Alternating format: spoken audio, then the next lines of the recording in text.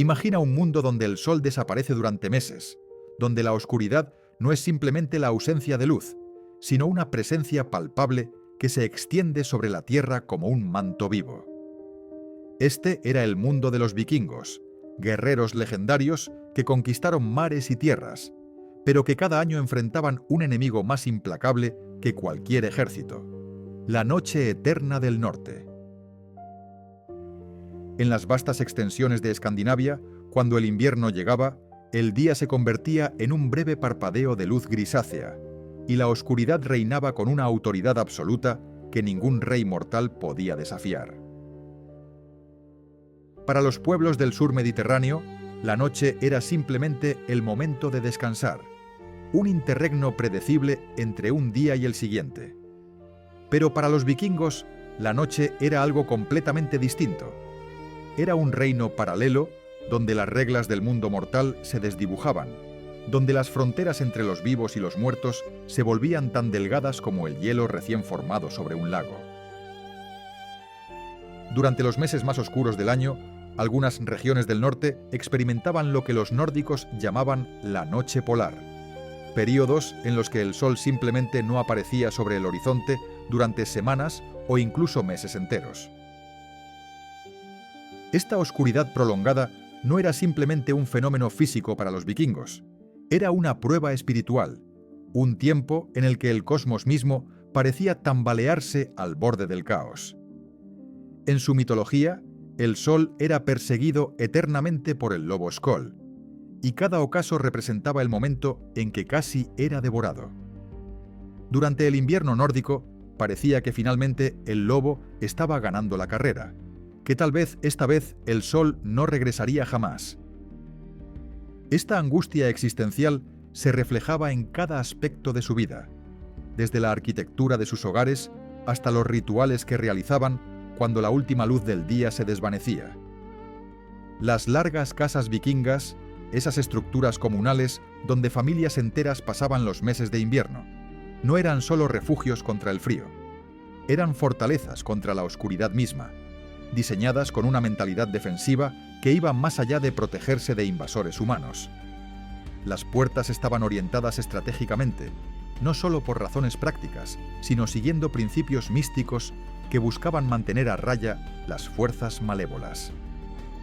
Las rendijas y grietas se sellaban meticulosamente, no solo contra el viento helado, sino contra algo mucho más siniestro que podría intentar colarse desde las sombras exteriores. Dentro de estas casas, el fuego central no era simplemente una fuente de calor. Era un guardián sagrado, un fragmento del sol mismo que mantenía la oscuridad a distancia. Los vikingos creían que mientras el fuego ardiera, un círculo de protección rodeaba a quienes se sentaban a su alrededor. Dejar que el fuego se extinguiera durante la noche no era solo una inconveniencia o un error descuidado, era una invitación abierta para que las cosas que acechaban en la oscuridad cruzaran el umbral. Por eso siempre había alguien designado para mantener las llamas vivas, un guardián nocturno cuya responsabilidad era literalmente mantener a raya a las fuerzas de la oscuridad. Pero no era solo la longitud de las noches lo que aterrorizaba a los vikingos, era también la calidad de esa oscuridad. En las latitudes nórdicas, la noche no era simplemente negra, era densa, casi tangible. El aire helado parecía espesarse con las sombras, y los sonidos se comportaban de manera extraña en el frío extremo. El crujido de la nieve bajo pasos invisibles, el aullido del viento que a veces parecía formar palabras en idiomas olvidados, el silencio antinatural que caía de repente sobre el paisaje helado, como si el mundo entero contuviera la respiración. En este contexto, no es difícil entender por qué los vikingos poblaron la noche con criaturas y entidades sobrenaturales. Para ellos, estas no eran simplemente historias para asustar a los niños junto al fuego. Eran explicaciones racionales, dentro de su cosmovisión, para fenómenos reales que experimentaban. Cuando alguien desaparecía en la oscuridad y nunca regresaba, cuando se encontraban huellas extrañas en la nieve al amanecer, cuando las personas morían en sus sueños sin causa aparente, los vikingos tenían respuestas que resonaban con su comprensión del universo. La mitología nórdica reflejaba este terror primordial a la oscuridad en sus mismas raíces. El universo, según sus creencias, había nacido del caos de Ginnungagap, el vacío primordial que existía antes de la creación. Y hacia ese vacío oscuro, el universo eventualmente regresaría durante el Ragnarok, el crepúsculo de los dioses. La noche, entonces, no era simplemente la ausencia del día, era un recordatorio constante de esa oscuridad primordial que existía antes del orden y que amenazaba con reclamar todo lo que existía. Cada puesta de sol era un pequeño ensayo del fin del mundo. Los poemas y sagas vikingas están llenos de referencias a esta ansiedad nocturna. Los guerreros más valientes, aquellos que enfrentaban la muerte en batalla con una sonrisa, confesaban en sus versos un miedo profundo a lo que acechaba después del ocaso. No era cobardía, era un respeto reverencial hacia fuerzas que consideraban superiores incluso a la muerte en combate. Un guerrero podía ganar gloria eterna muriendo con una espada en la mano, pero aquellos que eran llevados por las criaturas de la noche enfrentaban destinos que ni siquiera los escaldos se atrevían a describir completamente. Las prácticas funerarias vikingas también revelaban esta preocupación por la oscuridad y lo que venía después. Los entierros no eran solo sobre honrar a los muertos, sino sobre asegurarse de que los muertos permanecieran en su lugar.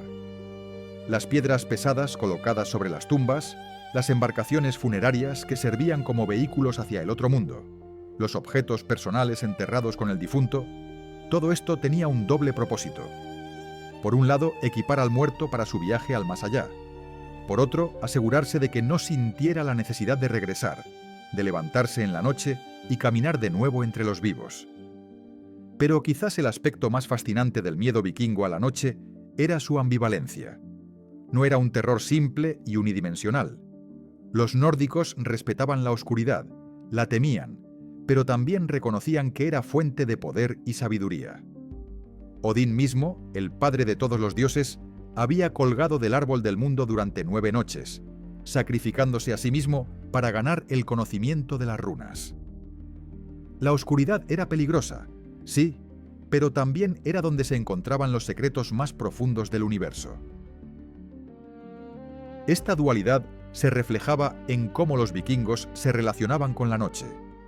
No la evitaban completamente, aunque la respetaban profundamente. Los chamanes y beolvas, las practicantes de magia nórdica, a menudo realizaban sus rituales más poderosos bajo el manto de la oscuridad.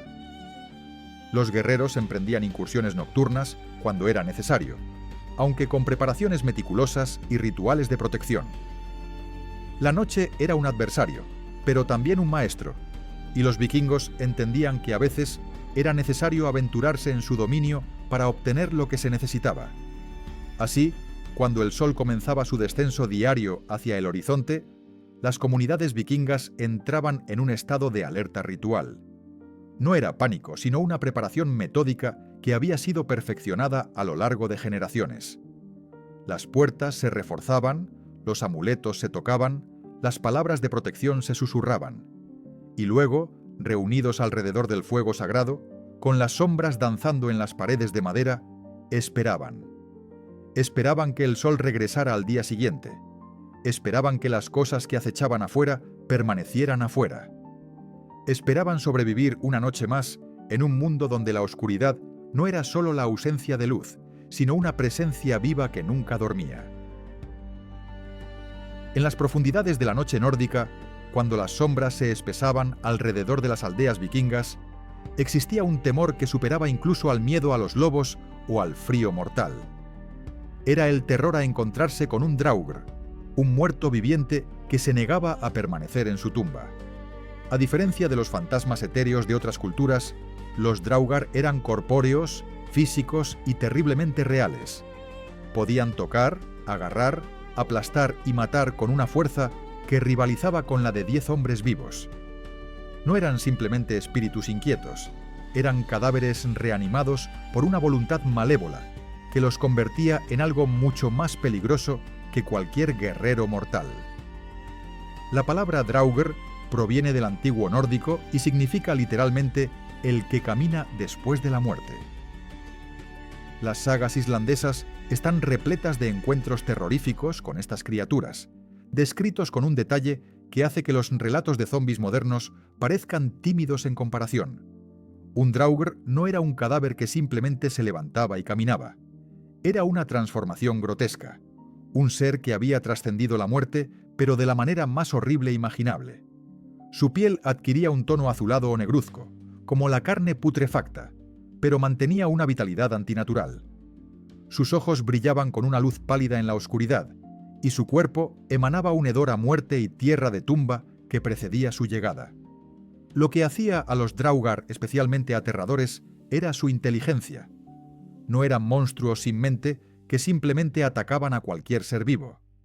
Conservaban recuerdos de su vida anterior, conocían a las personas que habían sido sus vecinos o familiares, y utilizaban ese conocimiento para atormentarlos. Un draugr podía acechar a su antigua familia durante generaciones, apareciendo en los momentos más vulnerables, destruyendo cultivos, matando ganado, y gradualmente llevando a la ruina a aquellos que había conocido en vida. Esta malevolencia calculada los hacía infinitamente más terroríficos que cualquier depredador natural. Pero, ¿qué convertía a un muerto en un draugr? Los vikingos tenían teorías muy específicas sobre esto. La causa más común era una muerte violenta o prematura, especialmente si la persona había sido asesinada sin recibir justicia. El agravio no resuelto ataba al espíritu al cuerpo, impidiendo su viaje al más allá. La avaricia también era un factor desencadenante poderoso. Los hombres que habían acumulado grandes tesoros y se negaban a compartirlos, incluso en la muerte, a menudo se levantaban para guardar sus riquezas. Por eso era común que los draugr habitaran en túmulos funerarios, montículos de tierra que contenían cámaras llenas de oro, armas y otros objetos valiosos. Las sagas describen estos encuentros con un realismo escalofriante. En la saga de Grettir, uno de los relatos más famosos, el héroe Grettir el Fuerte debe enfrentarse al draugr Glamr, un pastor que había sido asesinado en la noche de Navidad. Glamr regresa como un monstruo de fuerza sobrehumana que aterroriza toda la región, matando a cualquiera que se atreva a salir después del ocaso. La batalla entre Grettir y Glamr es épica y brutal, describiendo cómo el draugr puede caminar por las paredes, romper techos con sus manos desnudas y poseer una resistencia que ningún ser vivo podría igualar. Los draugr también poseían habilidades que desafiaban las leyes de la naturaleza. Podían cambiar de tamaño a voluntad, haciéndose tan enormes que llenaban completamente una habitación, o tan pequeños que podían deslizarse por las grietas más diminutas. Algunos podían transformarse en animales, particularmente en focas o toros negros, para moverse sin ser detectados. Esta capacidad de metamorfosis los hacía prácticamente imposibles de evadir. Un vikingo podría pensar que estaba a salvo al ver un animal aparentemente inofensivo en su camino nocturno, solo para descubrir demasiado tarde que era un draugr disfrazado. Otra habilidad terrorífica de los draugr era su control sobre el clima y los elementos. Las sagas narran cómo un draugr poderoso podía invocar tormentas de nieve, crear nieblas densas que desorientaban a los viajeros o hacer que el cielo nocturno se oscureciera aún más de lo natural. Esta manipulación atmosférica no era solo para efectos dramáticos, era una herramienta táctica que el draugr utilizaba para aislar a sus víctimas, asegurándose de que nadie pudiera acudir en su ayuda cuando finalmente atacaba. Un granjero que saliera de su casa durante una tormenta repentina podía encontrarse perdido en sus propias tierras, caminando en círculos mientras el draugr lo observaba desde las sombras. La fuerza física de un draugr era legendaria. Se decía que podían levantar rocas que 10 hombres no podrían mover, arrancar árboles completos de raíz y aplastar huesos con sus manos como si fueran ramitas secas. En combate eran prácticamente invencibles contra guerreros ordinarios. Sus cuerpos muertos no sentían dolor, y las heridas que matarían instantáneamente a un hombre vivo apenas los ralentizaban. Una espada podía atravesar su pecho sin efecto alguno. Una lanza podía empalarlo sin detener su avance. Solo los héroes más excepcionales, con armas especiales o bendiciones divinas, tenían alguna posibilidad contra estas abominaciones. Pero quizás el aspecto más perturbador de los Draugr era su sed insaciable. Algunos Draugr bebían la sangre de los vivos, anticipando las leyendas vampíricas que surgirían siglos después en Europa del Este. Otros devoraban la carne de sus víctimas, masticando ruidosamente en la oscuridad mientras los gritos de terror gradualmente se apagaban, y algunos, los más temidos, consumían algo mucho más precioso que la sangre o la carne. Se alimentaban del Hamr, la esencia vital o fuerza espiritual de una persona. Una víctima de este tipo de Draugr no moría de heridas físicas, sino que simplemente se marchitaba, perdiendo toda vitalidad hasta convertirse en una cáscara vacía. Los túmulos funerarios donde habitaban los Draugr eran lugares de pavor absoluto en la geografía nórdica. Estos montículos, que salpicaban el paisaje escandinavo, eran evitados religiosamente después del anochecer. Los niños aprendían desde temprana edad a nunca acercarse a un túmulo cuando caía la oscuridad. Las historias advertían sobre las luces pálidas que a veces se veían brillando desde el interior de los montículos, señales de que el Draugr estaba despierto y activo. Los aullidos y gemidos que emanaban de estas tumbas en las noches de tormenta eran suficientes para hacer que incluso los guerreros más valientes tomaran rutas más largas para evitar pasar cerca. Enfrentarse a un Draugr no era algo que se hiciera a la ligera. Requería preparación, valentía excepcional y a menudo la ayuda de magia o bendiciones sagradas.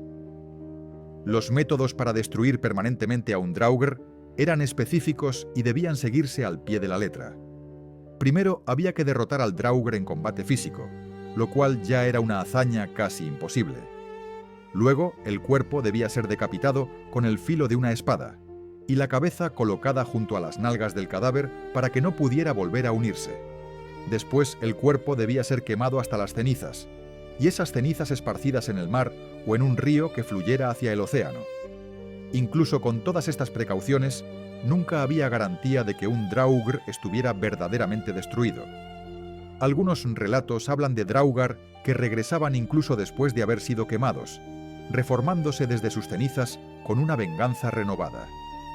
Esta incertidumbre perpetua contribuía al terror que inspiraban. Un héroe podía derrotar a un Draugr y creer que había terminado, solo para que la criatura reapareciera años después, más fuerte y más malévola que antes. Era un ciclo de horror que podía extenderse a través de generaciones. La creencia en los Draugr también influía profundamente en las prácticas funerarias vikingas. Los entierros se realizaban con extremo cuidado para prevenir que el difunto se levantara como uno de estos monstruos. Se colocaban grandes piedras sobre el cuerpo para mantenerlo en su lugar.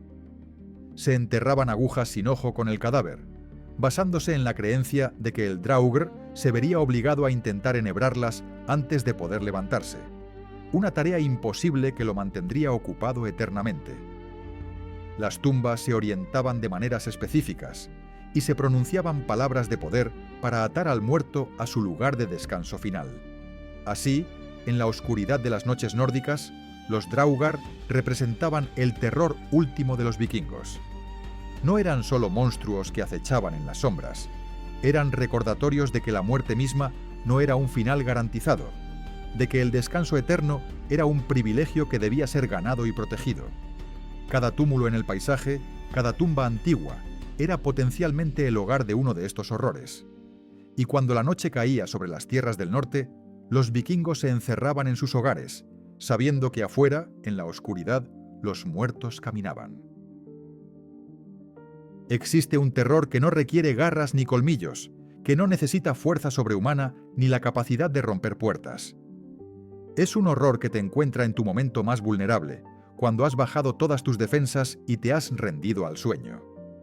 Los vikingos conocían bien este terror y le dieron un nombre que aún resuena en nuestro idioma moderno: la Mare. Esta entidad, un espíritu femenino de naturaleza malévola, era responsable de las pesadillas que atormentaban a los durmientes, pero su horror iba mucho más allá de simples sueños perturbadores. La Mare era una asesina silenciosa que visitaba los dormitorios en la oscuridad más profunda de la noche. La palabra pesadilla en inglés, nightmare, deriva directamente de este espíritu nórdico. Mare, en antiguo nórdico, significaba literalmente un demonio o espíritu opresor que se sentaba sobre el pecho de las personas mientras dormían. No era una metáfora poética para los malos sueños, sino una explicación literal para un fenómeno que los vikingos experimentaban con aterradora regularidad. Cuando alguien despertaba en medio de la noche, incapaz de moverse, sintiendo un peso aplastante sobre su pecho y una presencia maligna en la habitación, sabían exactamente qué era lo que los había visitado. La Mare había venido a alimentarse de su aliento vital, de su energía, de su misma esencia. La Mare adoptaba típicamente la forma de una mujer hermosa, al menos cuando quería ser vista. Pero esta belleza era una máscara cruel sobre una naturaleza completamente malévola. Su verdadera forma, cuando se revelaba, era la de una criatura demacrada y grotesca, con ojos hundidos que brillaban con una luz enfermiza y dedos largos y huesudos que se extendían hacia sus víctimas. Podía cambiar su apariencia a voluntad, transformándose en animales como gatos negros, lechuzas o incluso en una bruma casi invisible que se deslizaba por debajo de las puertas y a través de las grietas más pequeñas. Esta capacidad de transformación hacía imposible mantenerla fuera mediante barreras físicas convencionales. La Mare visitaba a sus víctimas siguiendo patrones específicos que los vikingos habían aprendido a reconocer. Prefería atacar a aquellos que dormían solos o a los más vulnerables en un grupo, como niños o ancianos. Se sentía atraída por personas que habían experimentado traumas recientes, que estaban enfermas o debilitadas, o que guardaban secretos oscuros que pesaban sobre su conciencia. Una vez que la Mare elegía a una víctima, regresaba noche tras noche, estableciendo un vínculo parasitario que gradualmente drenaba la fuerza vital de la persona. Las víctimas se despertaban exhaustas cada mañana, más débiles que el día anterior, hasta que finalmente su corazón simplemente dejaba de latir. El ataque de una Mare seguía un patrón reconocible y terrorífico. La víctima se despertaba de repente en la oscuridad más profunda de la noche, generalmente entre la medianoche y el amanecer.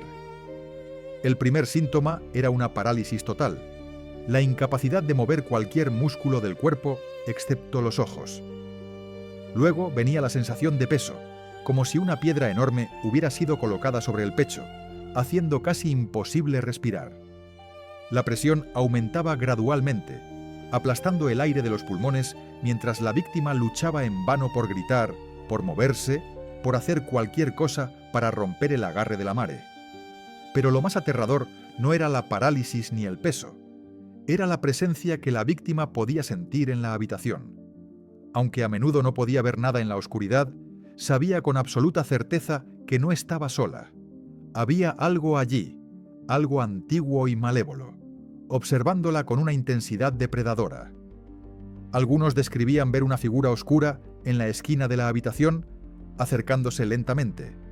Otros sentían dedos fríos rozando su cara o su cuello, y algunos, en los casos más aterradores, veían directamente el rostro de la Mare inclinado sobre ellos, sus ojos brillantes clavados en los suyos mientras absorbía su aliento y su vida.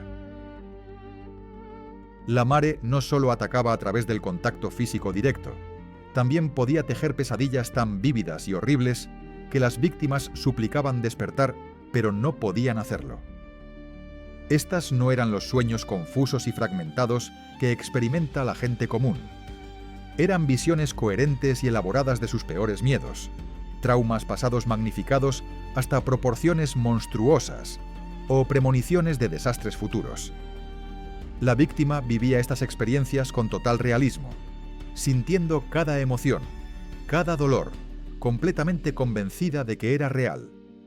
Solo al despertar, bañada en sudor frío y temblando incontrolablemente, se daba cuenta de que había sido un sueño, aunque las cicatrices emocionales permanecían. Lo que hacía a la Mare particularmente insidiosa era que podía usar el conocimiento íntimo de sus víctimas contra ellas. Se alimentaba de sus recuerdos, miedos y culpas más profundos, tejiendo pesadillas personalizadas que golpeaban exactamente donde más dolía. Un guerrero podía revivir la batalla donde perdió a su hermano, pero distorsionada de maneras horribles. Una madre podía soñar que sus hijos estaban en peligro y que ella era incapaz de salvarlos. Un granjero podía experimentar visiones de su familia muriendo de hambre durante el invierno. Cada pesadilla era un arma forjada específicamente para esa persona en particular. Pero los vikingos no eran víctimas pasivas de la mare. Habían desarrollado numerosos métodos para defenderse de este espíritu nocturno, acumulados a lo largo de generaciones de experiencia. El más común era el uso de runas específicas talladas en la cabecera de la cama o dibujadas en las puertas y ventanas del dormitorio. Ciertas runas tenían el poder de crear barreras que la mare no podía cruzar, círculos de protección invisibles pero efectivos. Las runas más poderosas no solo impedían la entrada de la mare, sino que activamente la repelían, causándole dolor o incomodidad si intentaba acercarse. Otro método de protección era el uso de amuletos y objetos apotropaicos colocados en el dormitorio. Tijeras de hierro abiertas y colocadas bajo la almohada formaban una cruz que la mare no podía cruzar, ya que el hierro era considerado anátema para muchos seres sobrenaturales. Ramitas de fresno o serval, árboles sagrados en la mitología nórdica, se colgaban sobre las puertas. Piedras con agujeros naturales, conocidas como piedras de hadas, se ensartaban en cuerdas y se colgaban junto a la cama. Cada objeto tenía propiedades específicas que contribuían a mantener alejado al espíritu maligno. Las palabras de poder también jugaban un papel crucial en la defensa contra la mare. Existían encantamientos específicos que debían recitarse antes de dormir, invocaciones a los dioses para protección durante las horas vulnerables del sueño. Algunas familias tenían oraciones protectoras transmitidas de generación en generación, palabras cuyo poder se había fortalecido con siglos de uso. Estas palabras no se compartían ligeramente con extraños, ya que su efectividad dependía en parte de su secretismo. Revelar un encantamiento protector a alguien no confiable podía debilitar su poder o incluso invertirlo. La posición al dormir también era importante. Los vikingos creían que dormir boca arriba hacía a una persona más vulnerable a la mare, ya que facilitaba que el espíritu se sentara sobre el pecho. Dormir de lado era preferible, y algunos incluso dormían en posiciones incómodas específicamente para evitar caer en el sueño profundo donde la mare tenía más poder. Mantener una pequeña luz encendida durante toda la noche, aunque fuera solo una brasa en el fuego, también proporcionaba cierta protección, ya que la mare prefería la oscuridad absoluta para sus ataques.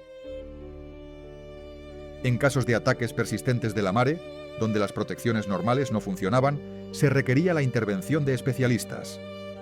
Las volvas o practicantes de magia Seid podían realizar rituales para romper el vínculo entre la mare y su víctima. Estos rituales a menudo involucraban identificar la fuente del problema, ya fuera un objeto maldito en la casa, un enemigo que había enviado la mare mediante hechicería o algún agravio espiritual no resuelto que atraía al espíritu. Una vez identificada la causa raíz, la volva podía trabajar para remediarla, aunque tales servicios eran costosos y no siempre tenían éxito. Existía también la creencia de que algunas personas podían convertirse en mare sin saberlo. Durante el sueño, su espíritu podía separarse de su cuerpo y vagar, atacando a otros sin que su yo consciente tuviera conocimiento de ello. Estas personas, llamadas marerits en algunos dialectos, eran tanto víctimas como perpetradoras. A menudo sufrían de un cansancio extremo inexplicable y tenían sueños perturbadores de volar o visitar lugares lejanos. Identificar a una persona así era crucial, y existían pruebas específicas para detectarlas, aunque las soluciones para curar esta condición eran limitadas y no siempre efectivas. La mare representaba un tipo diferente de terror nocturno para los vikingos. No era la amenaza de violencia física directa como con los Draugar, sino algo más sutil y psicológico. Era el miedo a perder el control sobre tu propia mente, a ser vulnerable en tu propio lugar de descanso, a que el sueño, esa necesidad básica humana, se convirtiera en un campo de batalla. Y quizás lo más aterrador de todo era que la mare podía visitarte noche tras noche, erosionando lentamente tu salud y cordura hasta que finalmente no quedaba nada. En la oscuridad de las largas noches nórdicas, cada suspiro del viento, cada crujido de la madera, podía ser la señal de que la mare estaba llegando. En las profundidades de la mitología nórdica, encadenado en la oscuridad de un lugar secreto, yacía la criatura más aterradora que los dioses jamás habían conocido. No era un espíritu ni un muerto viviente, sino algo mucho más primordial y apocalíptico. Fenrir, el lobo gigante, hijo del dios tramposo Loki y la giganta Angerboda, representaba el fin inevitable de todas las cosas. Su simple existencia era una cuenta regresiva hacia el Ragnarok, el crepúsculo de los dioses, y cada noche que caía sobre las tierras nórdicas era un recordatorio de que ese día final se acercaba inexorablemente. Para los vikingos, el aullido del lobo en la oscuridad no era simplemente el sonido de un animal salvaje, era el eco distante de Fenrir, probando sus cadenas. La historia de Fenrir es una de las más trágicas y aterradoras del panteón nórdico. Cuando los dioses vieron por primera vez al cachorro de lobo que Loki había engendrado, reconocieron inmediatamente su naturaleza destructiva. Las profecías advertían que este lobo estaba destinado a matar a Odín mismo durante el Ragnarok. Sin embargo, los dioses no podían simplemente matar a Fenrir, ya que hacerlo profanaría su propio salón sagrado. Así que tomaron una decisión que sellaría su destino. Intentarían contenerlo, criándolo entre ellos mientras buscaban una forma de encadenarlo permanentemente. Fue una apuesta terrible que eventualmente perdieron, porque al tratar de evitar su destino, lo garantizaron. Fenrir creció a un ritmo alarmante. Cada día que pasaba, el lobo se volvía más grande, más fuerte, más salvaje. Su apetito era insaciable, devorando cantidades masivas de carne que habrían alimentado a un ejército de hombres. Sus ojos brillaban con una inteligencia inquietante, una consciencia que iba más allá de lo animal. Podía hablar con los dioses, comprender sus palabras, y en sus pupilas los Esir podían ver reflejado su propio fin. Solo Tyr, el dios de la guerra y el valor, tenía el coraje de acercarse a Fenrir para alimentarlo. Esta valentía eventualmente le costaría su mano derecha, en un acto de traición que sellaría para siempre la enemistad entre el lobo y los dioses. Los dioses intentaron encadenar a Fenrir en múltiples ocasiones. Primero forjaron Leding, una cadena masiva de hierro que creían podría contener incluso a un gigante. Le propusieron a Fenrir un juego, un desafío para probar su fuerza rompiendo las cadenas. El lobo, confiado en su poder, aceptó. Con un solo movimiento de sus músculos, Leding se hizo añicos como si fuera de papel. Los fragmentos de hierro salieron volando en todas direcciones, y Fenrir alzó su cabeza y aulló triunfante. Los dioses sintieron un escalofrío de terror, pero no podían rendirse. Forjaron entonces Dromi, una cadena el doble de fuerte que Leding, pero el resultado fue el mismo.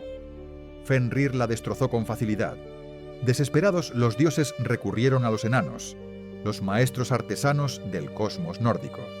Les encargaron crear una atadura que pudiera contener al lobo destructivo, algo más allá de la forja convencional. Los enanos trabajaron con materiales que desafiaban la lógica del mundo mortal. Utilizaron el sonido de las pisadas de un gato, la barba de una mujer, las raíces de una montaña, los tendones de un oso, el aliento de un pez y la saliva de un pájaro.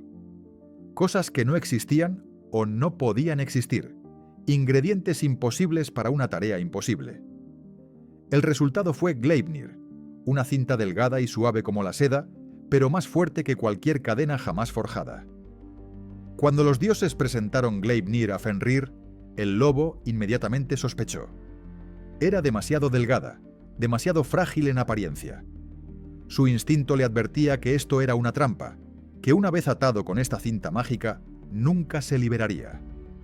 Fenrir había crecido en astucia junto con su tamaño, y estableció una condición para aceptar el desafío. Uno de los dioses debía colocar su mano en la boca del lobo como garantía de buena fe. Si resultaba ser una trampa, Fenrir arrancaría esa mano. Los dioses se miraron entre sí y ninguno se ofreció. Todos conocían la verdad de sus intenciones. Finalmente, Tyr, el más valiente y honorable de ellos, dio un paso adelante y colocó su mano derecha entre las fauces de Fenrir. Cuando Gleipnir fue atada alrededor de Fenrir y el lobo descubrió que no podía romperla, su rabia fue apocalíptica. Tal como había prometido, cerró sus mandíbulas sobre la mano de Tyr, arrancándola de un mordisco. La sangre del dios manchó la nieve, mientras Fenrir aullaba y luchaba contra sus ataduras. Los dioses tomaron el otro extremo de Gleipnir y la ataron a una roca gigante llamada Yol, que luego enterraron profundamente en la tierra. Para asegurarse de que Fenrir no pudiera usar sus fauces, colocaron una espada verticalmente en su boca, con el pomo apoyado en su mandíbula inferior y la punta en la superior. Allí permaneció el lobo, encadenado pero consciente, esperando el día de su liberación. Pero las profecías eran claras sobre lo que vendría. Durante el Ragnarok, cuando el cosmos se desgarrara en las costuras, Fenrir finalmente se liberaría. Las cadenas que lo habían contenido durante eones se romperían como telarañas. El lobo se levantaría, y su tamaño sería tan inmenso que su mandíbula inferior arrastraría por la tierra mientras la superior rozaría el cielo. Caminaría hacia Asgard con pasos que harían temblar los 9 mundos, y su destino sería encontrarse con Odín en el campo de batalla final. El padre de todos, el dios más poderoso del panteón nórdico, sería devorado por las fauces de Fenrir, cumpliendo así la profecía que los dioses habían tratado en vano de evitar. Los vikingos conectaban a Fenrir con la noche de maneras profundas y simbólicas. En su cosmología existían 2 lobos que perseguían eternamente al sol y la luna a través del cielo. Skoll perseguía al sol, mientras Hati perseguía a la luna. Estos lobos eran considerados descendientes o manifestaciones de Fenrir, aspectos de su naturaleza destructiva dispersos por el cosmos. Cada puesta de sol era vista como el momento en que Skoll casi alcanzaba su presa, y la oscuridad que seguía era cuando el lobo estaba peligrosamente cerca de devorar la luz misma. Durante los eclipses, los vikingos creían que los lobos finalmente habían atrapado sus objetivos celestiales, y solo los ruidos y gritos de los humanos podían asustarlos lo suficiente para que soltaran su presa. Esta conexión entre Fenrir y los ciclos de luz y oscuridad hacía que cada noche fuera un ensayo en miniatura del Ragnarok.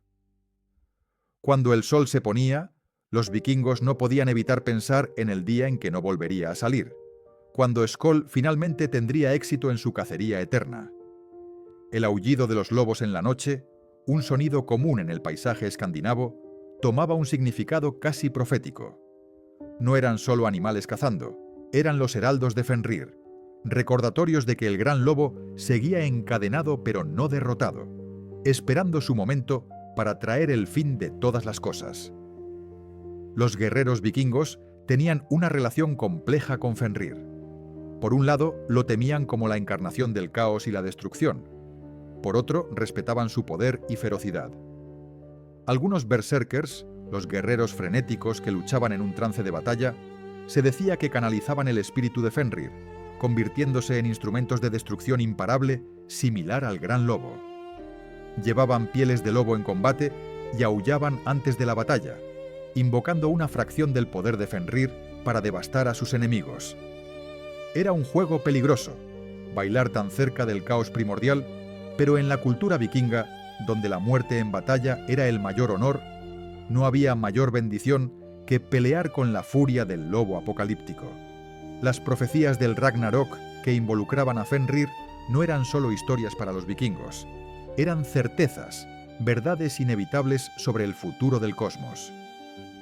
Los signos del Ragnarok inminente incluían 3 inviernos consecutivos sin verano entre ellos, el Fimbulvetr, durante el cual la noche parecería extenderse eternamente.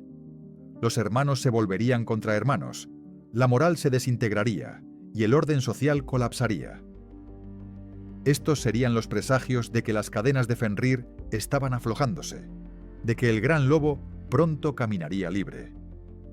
Para una cultura que ya vivía en la oscuridad durante gran parte del año, la idea de una noche eterna, precediendo el fin del mundo, era particularmente terrorífica.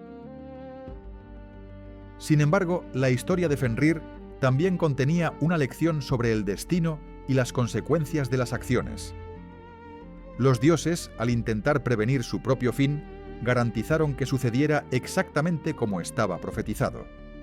Su traición hacia Fenrir, encadenándolo mediante engaño, aseguró su odio eterno y su sed de venganza.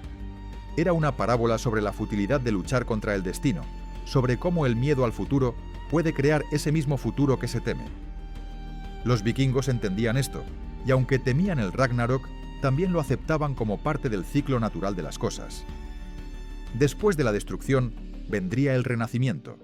Un nuevo mundo surgiría de las cenizas del viejo. Así que cuando la noche caía sobre las tierras nórdicas y los lobos aullaban en la distancia, los vikingos pensaban en Fenrir.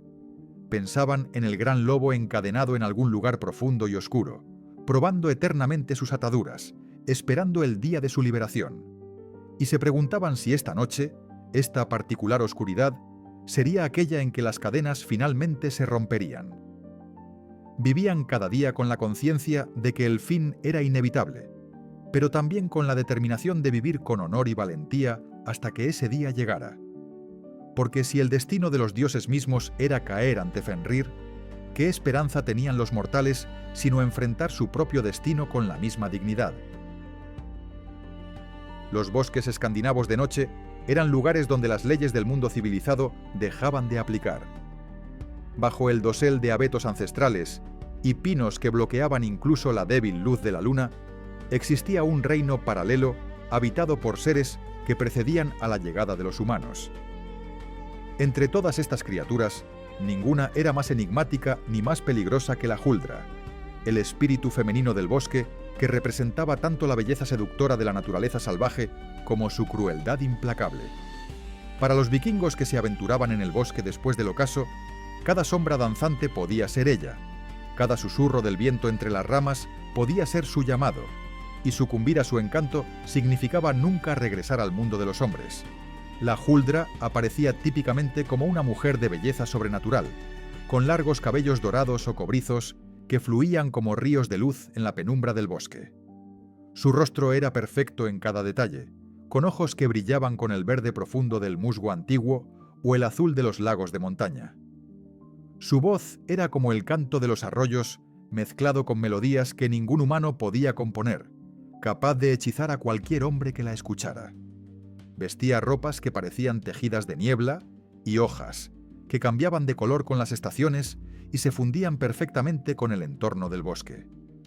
Pero esta belleza era solo una fachada, una máscara sobre su verdadera naturaleza, porque la Huldra guardaba un secreto terrible. Vista de frente era la encarnación de la perfección femenina, pero su espalda era hueca como un tronco podrido, revelando su naturaleza sobrenatural. Algunos relatos describían que en lugar de espalda tenía la corteza áspera de un árbol, otros que era simplemente un vacío oscuro, como si alguien hubiera tallado su interior, y tenía cola, la cola larga y peluda de una vaca o un zorro que intentaba ocultar constantemente bajo sus vestidos flotantes. Esta cola era su mayor debilidad y secreto, porque si un hombre la descubría y la mencionaba en voz alta, el poder de la Huldra sobre él se rompía instantáneamente. La Huldra habitaba en lo más profundo de los bosques, lejos de los caminos transitados y los asentamientos humanos. Su hogar podía ser un árbol hueco de proporciones imposibles, una cueva oculta detrás de una cascada, o incluso una cabaña que aparecía y desaparecía según su voluntad. El bosque mismo parecía reorganizarse a su alrededor, creando senderos que llevaban a los incautos directamente hacia ella, mientras que aquellos que intentaban encontrarla deliberadamente se perdían en círculos interminables. Era la guardiana suprema del bosque, y todo lo que ocurría bajo las ramas de los árboles estaba bajo su dominio y conocimiento. Los encuentros con la Huldra seguían patrones específicos que los vikingos habían aprendido a reconocer, aunque reconocerlos no siempre significaba poder escapar. Típicamente se aparecía a hombres solitarios que se adentraban en el bosque, especialmente leñadores, cazadores o pastores. A veces se manifestaba como una doncella perdida que pedía ayuda para encontrar su camino de regreso a casa. Otras veces simplemente aparecía en un claro, cantando melodías que atraían irresistiblemente hacia ella. Y en ocasiones adoptaba la forma de un animal herido o en peligro, apelando a la compasión del viajero para acercarlo lo suficiente como para quedar atrapado en su hechizo. Una vez que un hombre caía bajo el encanto de la Huldra, su destino dependía enteramente del capricho de ella. Si lo consideraba digno o atractivo, podía llevarlo a su morada en el bosque profundo, donde el tiempo fluía de manera diferente. Un hombre podía creer que había pasado una noche en la compañía de la Huldra, solo para descubrir al regresar a su aldea que habían transcurrido 7 años. Su familia lo habría dado por muerto, sus hijos habrían crecido sin conocerlo, y él mismo habría envejecido de maneras que no correspondían con su percepción del tiempo transcurrido. Algunos nunca regresaban, quedando atrapados eternamente en el reino atemporal de la Huldra. Pero la Huldra no siempre era malévola. Existían historias de hombres que habían tratado con respeto al bosque y sus criaturas, y que habían sido recompensados por la Huldra. Podía otorgar conocimiento sobre hierbas medicinales, revelar la ubicación de caza abundante, o incluso proteger a un viajero de peligros mayores en el bosque. Algunos leñadores contaban que habían hecho pactos con ella, prometiendo nunca talar ciertos árboles sagrados a cambio de que ella asegurara que ningún árbol cayera sobre ellos durante su trabajo. Era un equilibrio delicado, porque romper tales promesas traía consecuencias terribles. La venganza de la Huldra, cuando era ofendida, era legendaria en su crueldad. Los hombres que talaban árboles sagrados, que cazaban sin respeto o que contaminaban los arroyos del bosque, podían encontrarse perdidos en bosques que conocían desde la infancia. Caminaban en círculos durante días, siempre viendo su destino a lo lejos, pero nunca acercándose, mientras el hambre y la sed los debilitaban. Algunos morían de exposición a metros de sus propias casas, incapaces de encontrar el camino debido a los hechizos de confusión que la Huldra tejía a su alrededor. Otros eran llevados a pantanos traicioneros o acantilados ocultos, donde sus cuerpos serían encontrados semanas después. Pero la Huldra no era la única entidad sobrenatural que habitaba los bosques nocturnos de Escandinavia. Los Skogsro, espíritus masculinos del bosque, también acechaban entre los árboles, aunque eran menos comunes y generalmente menos peligrosos que la Huldra. Los Vitra, seres similares a elfos que vivían en montículos y colinas boscosas, salían durante la noche para danzar en los claros. Cualquier humano que tropezara con estas danzas quedaba hechizado, obligado a bailar con los Vitra hasta que el amanecer los liberaba, exhaustos y a menudo con la mente dañada permanentemente por la experiencia. Los Noken habitaban en estanques y lagos dentro del bosque, espíritus del agua que tomaban la forma de hermosos caballos blancos o de hombres atractivos que tocaban música hipnótica. Cualquiera que montara al Noken en su forma equina sería arrastrado directamente al agua y ahogado. Aquellos que escuchaban su música desde la orilla se encontraban caminando hacia el agua como en trance, incapaces de resistir el llamado hasta que las aguas frías los reclamaban. Solo pronunciar el nombre cristiano del Noken podía romper su hechizo, una creencia que reflejaba la mezcla de paganismo y cristianismo en la Escandinavia medieval. Los Mailings eran quizás los espíritus más trágicos del bosque nocturno. Eran las almas de niños no bautizados o asesinados, abandonados en el bosque sin un entierro apropiado. Vagaban entre los árboles, llamando lastimosamente, buscando a alguien que los llevara a un cementerio sagrado para que finalmente pudieran descansar. Pero cualquiera que cargara con un Mailing descubría que el espíritu se volvía cada vez más pesado, aplastándolo gradualmente contra el suelo. Si no podían alcanzar tierra sagrada antes del amanecer, tanto el portador como el Mailing estaban condenados a vagar eternamente juntos. Los métodos de protección contra la Huldra y otros espíritus del bosque eran numerosos y variados. Llevar hierro era fundamental, ya que los seres sobrenaturales del bosque sentían aversión por este metal. Un cuchillo de hierro en el cinturón, clavos en los bolsillos o incluso limaduras de hierro esparcidas alrededor de un campamento nocturno podían crear una barrera de protección. Las campanas también ofrecían protección, ya que su sonido metálico disgustaba a los espíritus. Los cazadores y leñadores a menudo llevaban pequeñas campanas atadas a sus cinturones que tintineaban con cada movimiento.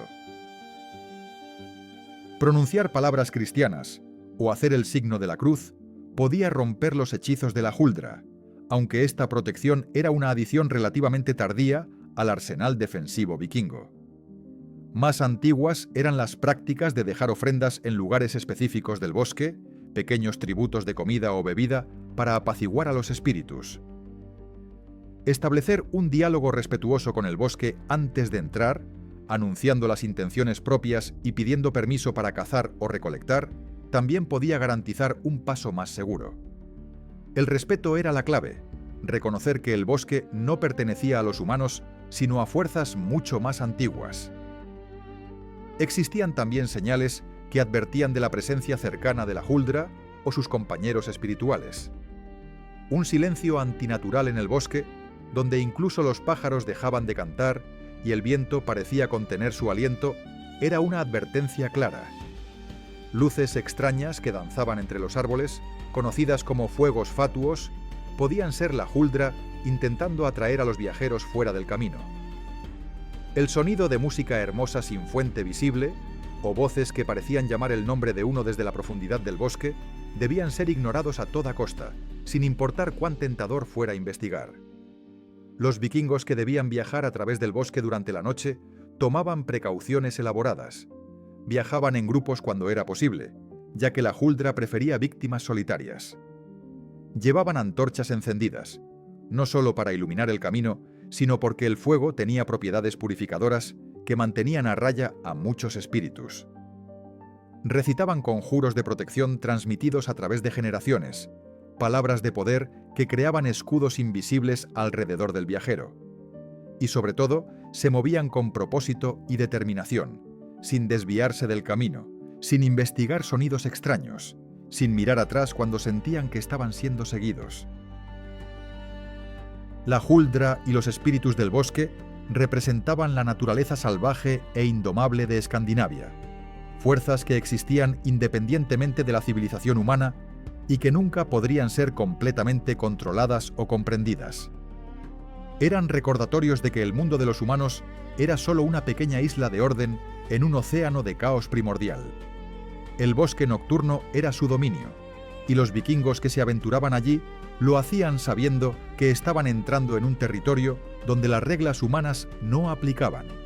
Algunos regresaban con historias que contar, otros con riquezas o conocimiento otorgado por los espíritus. Pero muchos nunca regresaban, absorbidos por el bosque eterno, convirtiéndose ellos mismos en parte de las leyendas que se contaban junto al fuego cuando la noche caía sobre las tierras del norte.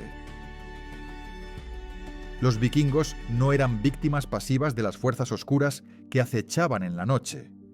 A lo largo de generaciones, habían desarrollado un arsenal sofisticado de defensas mágicas y rituales diseñados específicamente para mantener a raya las amenazas sobrenaturales. Las runas, esos símbolos ancestrales, que servían tanto como alfabeto como sistema mágico, eran su primera y más poderosa línea de defensa. Cada runa contenía no solo un significado lingüístico, sino también un poder intrínseco que podía ser canalizado por aquellos que comprendían sus secretos más profundos. Cuando la oscuridad descendía sobre las tierras nórdicas, las runas talladas en puertas, postes y objetos personales se convertían en guardianes silenciosos contra los horrores nocturnos. El alfabeto rúnico, conocido como Futhark, contenía 24 caracteres primarios, cada uno con su propio poder y propósito. Pero para la protección nocturna, ciertas runas eran especialmente valoradas. Algith, la runa que se asemejaba a una persona con los brazos alzados hacia el cielo, era considerada la runa protectora suprema. Simbolizaba la conexión entre los dioses y los humanos, creando un escudo espiritual alrededor de quien la portaba o del lugar donde se tallaba. Los vikingos la grababan en las puertas de sus hogares, en los marcos de las ventanas, e incluso en sus propios cuerpos, mediante tatuajes o pinturas temporales, antes de aventurarse en la noche. Turisaz, la runa del gigante y del martillo de Thor, ofrecía una protección más agresiva. No solo repelía las amenazas, sino que activamente las atacaba, como un guardián que no solo vigila, sino que empuña un arma. Esta runa era particularmente efectiva contra los Draugr y otras entidades físicamente poderosas, ya que invocaba la fuerza destructiva del dios del trueno. Los guerreros la tallaban en sus escudos y armas, pero también en los postes de sus camas, convirtiendo su lugar de descanso en una fortaleza inexpugnable. La combinación de Al-Yiz y Turisaz creaba un sistema defensivo de 2 niveles que tanto repelía como contraatacaba cualquier amenaza sobrenatural. Nautiz, la runa de la necesidad y la resistencia, se utilizaba para fortalecer la voluntad de una persona contra los hechizos y encantamientos. Era especialmente efectiva contra la mare y otras entidades que atacaban la mente más que el cuerpo. Tallar Nautiz en un amuleto y colocarlo bajo la almohada creaba una barrera mental que hacía difícil para los espíritus malignos penetrar en los sueños del durmiente. Esta runa también se usaba en rituales para fortalecer la determinación de una persona que debía viajar solo durante la noche, dotándola de una resistencia sobrenatural contra el miedo y la desesperación que los espíritus del bosque utilizaban como armas. Pero las runas individuales eran solo el comienzo. Los verdaderos maestros rúnicos, conocidos como Vitki, podían combinar múltiples runas en secuencias complejas llamadas Bind runes o Galdrastafir. Estas combinaciones amplificaban los poderes de las runas individuales y creaban efectos únicos imposibles de lograr con símbolos aislados. El Aegis Yalmur, también conocido como el Timón del Temor, era una de las más poderosas de estas combinaciones. Consistía en 8 brazos radiantes que se extendían desde un punto central, cada uno adornado con patrones rúnicos específicos. Llevar este símbolo hacía al portador invisible para sus enemigos, tanto mortales como sobrenaturales, o al menos infundía un terror paralizante en aquellos que intentaban acercarse. El Beg-Visir era otra Bind rune esencial para la supervivencia nocturna. Traducido como el indicador del camino, garantizaba que el portador nunca se perdería, incluso en las condiciones más adversas. Para los vikingos que navegaban los bosques oscuros, donde la Huldra y otros espíritus tejían hechizos de confusión, el Beg-Visir era un salvavidas literal. Tallado en corteza de abedul y llevado en una bolsa de cuero alrededor del cuello, este símbolo actuaba como una brújula espiritual que siempre apuntaba hacia casa, sin importar cuántas ilusiones intentaran desviar al viajero de su camino. Los rituales de protección nocturnos comenzaban antes de que cayera la oscuridad. Al atardecer, la matriarca de la familia realizaba una serie de acciones específicas diseñadas para fortificar el hogar. Primero caminaba alrededor de la casa en sentido horario, una acción conocida como Gandr, mientras recitaba encantamientos de protección en voz baja. Esta circunambulación creaba un círculo invisible de poder que rodeaba la vivienda, estableciendo un límite que las entidades malévolas encontrarían difícil de cruzar. El acto debía completarse antes de que el sol tocara el horizonte, porque una vez que la oscuridad dominaba, era demasiado tarde para establecer tales defensas. El fuego del hogar recibía atención especial durante estos rituales vespertinos. No era suficiente simplemente mantener las llamas ardiendo. El fuego debía ser alimentado con maderas específicas que tenían propiedades protectoras. El fresno era particularmente valorado, ya que Yggdrasil, el árbol del mundo, era un fresno cósmico.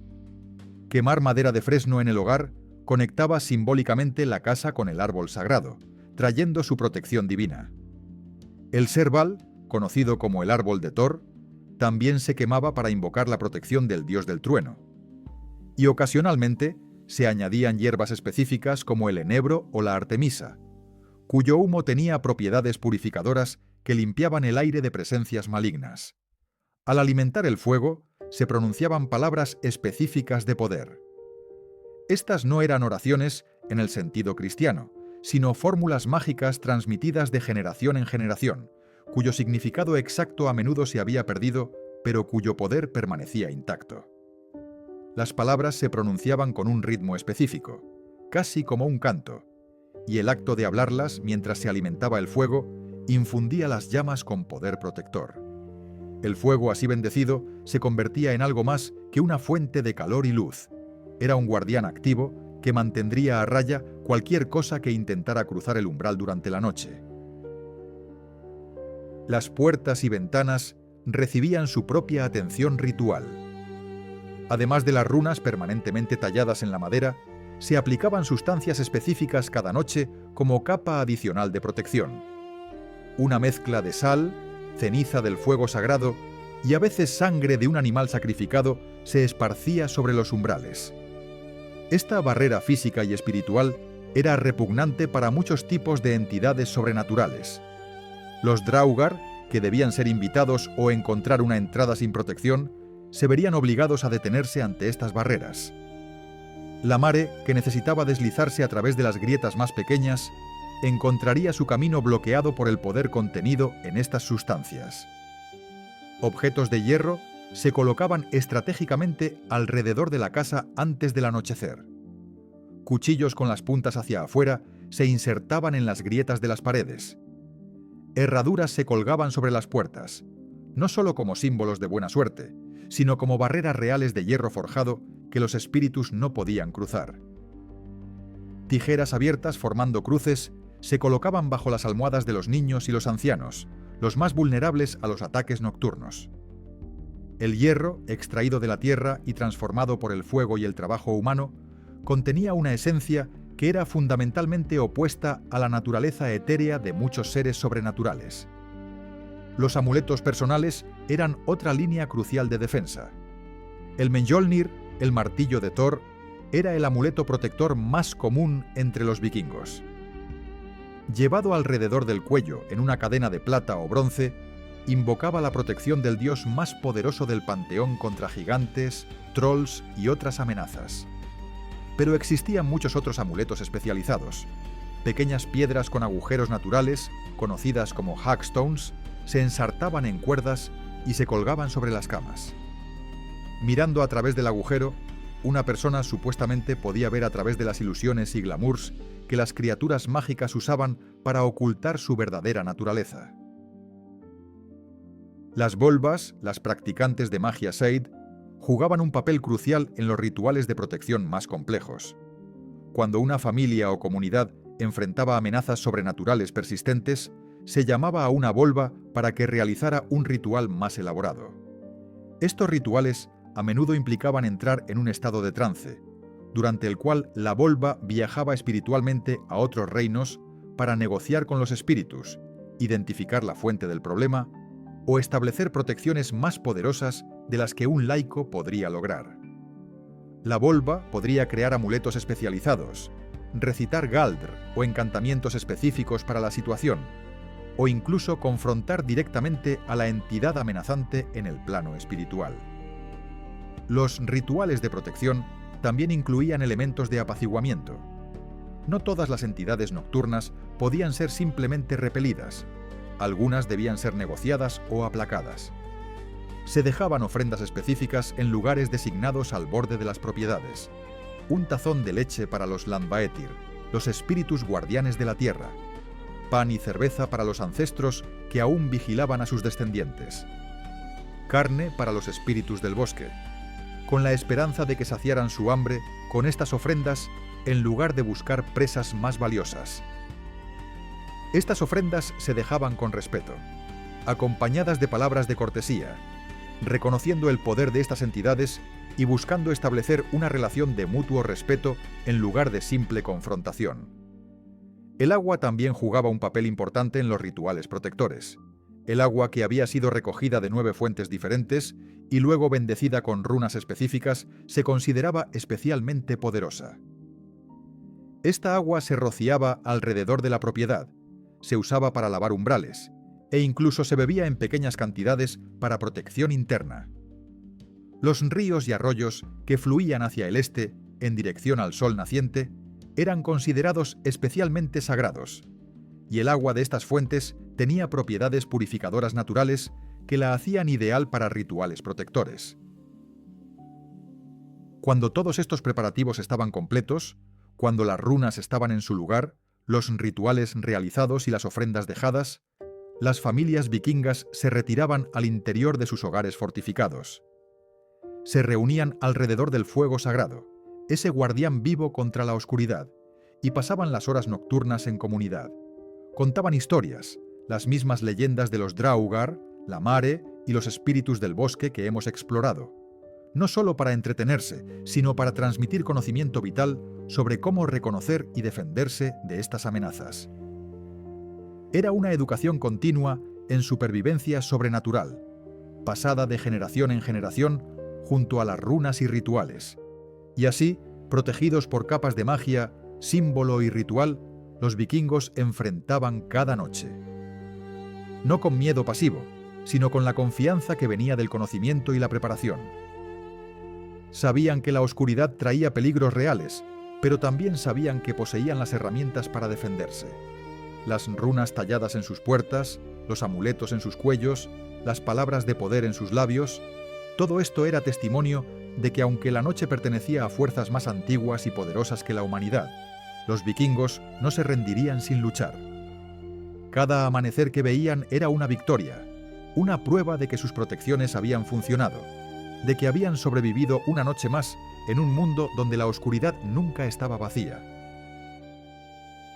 Las montañas escandinavas, esas formaciones colosales de roca y hielo que dominaban el horizonte nórdico, no eran simplemente accidentes geológicos para los vikingos. Eran gigantes petrificados, trolls atrapados por la luz del amanecer, antiguos Jotnar que habían quedado congelados en formas eternamente inmóviles. Cada pico irregular, cada formación rocosa que se asemejaba vagamente a una cara o figura humana, tenía una historia detrás. Y lo más aterrador era que estos seres no estaban realmente muertos, sino dormidos, esperando. Cuando la oscuridad caía sobre las tierras del norte, especialmente durante las largas noches de invierno, cuando el sol apenas aparecía en el horizonte, las montañas despertaban y los gigantes caminaban de nuevo. Los trolls de la mitología nórdica eran fundamentalmente diferentes de las criaturas torpes y algo cómicas que aparecen en los cuentos de hadas modernos. Eran seres de poder primordial, tan antiguos como las montañas mismas. Algunos decían que eran las montañas. Poseían una fuerza que hacía que incluso el Draugr más poderoso pareciera débil en comparación. Un troll podía arrancar árboles completos de raíz como si fueran ramitas, lanzar rocas del tamaño de casas como si fueran guijarros, y su pisada hacía temblar la tierra como un terremoto menor. Pero su mayor debilidad y su maldición eterna era su vulnerabilidad absoluta a la luz del sol. La transformación de un troll al contacto con la luz solar no era un proceso gradual, era instantáneo y absoluto. Un troll podía estar corriendo a toda velocidad, persiguiendo a un grupo de vikingos aterrorizados, y en el momento en que el primer rayo de sol tocaba su piel, se convertía en piedra sólida en medio del paso. Esta petrificación súbita había salvado innumerables vidas a lo largo de los siglos.